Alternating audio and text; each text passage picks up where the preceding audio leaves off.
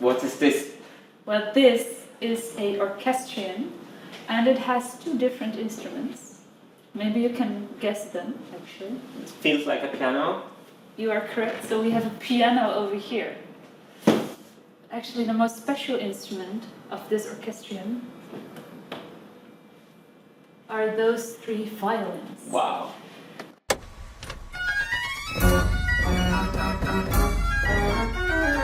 The first time I visited the Spelklok Museum, my brain caught fire.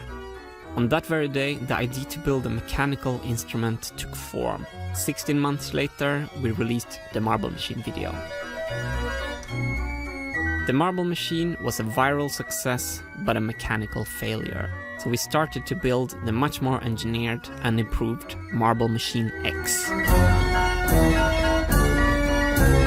This meant retirement for the first machine. I asked Spelklok if they were interested, and the perfect circle was completed when the Marble Machine was exhibitioned at the very place that gave me the inspiration to build it. When I was back at the Spelklok to install the machine, I was again amazed by the mind-blowing mechanical masterpieces there. In this series, I want to share that experience with you and show you some of my favorite music instruments from the collection of the Spelklok Museum. In this episode, we're looking at the Phonoliszt+Violina, an orchestrion with self-playing violins.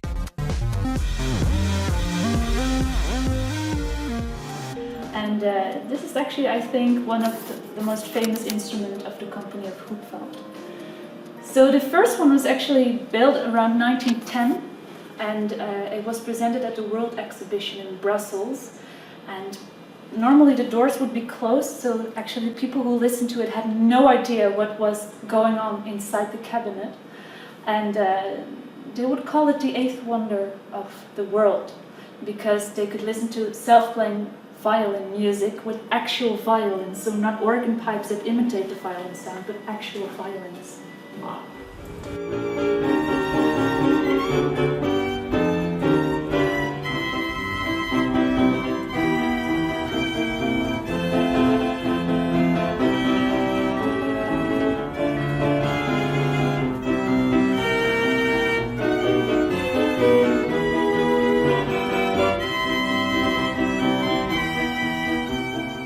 This round thing must be the bow then? Yes, exactly. Okay. So this is the bow, and it can turn around. And there are 1,300 horsehairs in there. So it took quite some time to make this bow. And it turns around, and sometimes it turns around a bit faster to create more volume, sometimes a bit slower to create less volume. And normally, if a human being is playing the violin, you would press the bow against the strings. But here it is the other way around, because the violin is pressed against the bow with just a little bit of air. So when they have to play, they're just pressed against the bow. And then when you want to pause, they retract again? Exactly, Okay. yeah. And you can see 3 violins, and they each have 4 strings, just like regular violins. But only 1 string per violin is actually used, and it's a different string on each violin. So together they have like a little bit the reach of just 1 violin, actually. And they're played by these mechanical fingers, and they have little pieces of cork underneath to imitate the human fingertips a little bit, just to make it sound more organic. Yeah. The Phonoliszt+Violina Orchestrion is built 1914 by Ludwig Hupfeld in Leipzig.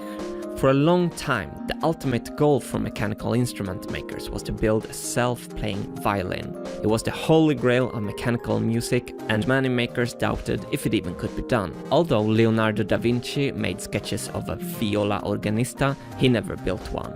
But the Hupfeld company achieved the seemingly impossible, and when the Violina was premiered at the 1910 World Exhibition in Brussels, it was advertised as the 8th wonder of the world.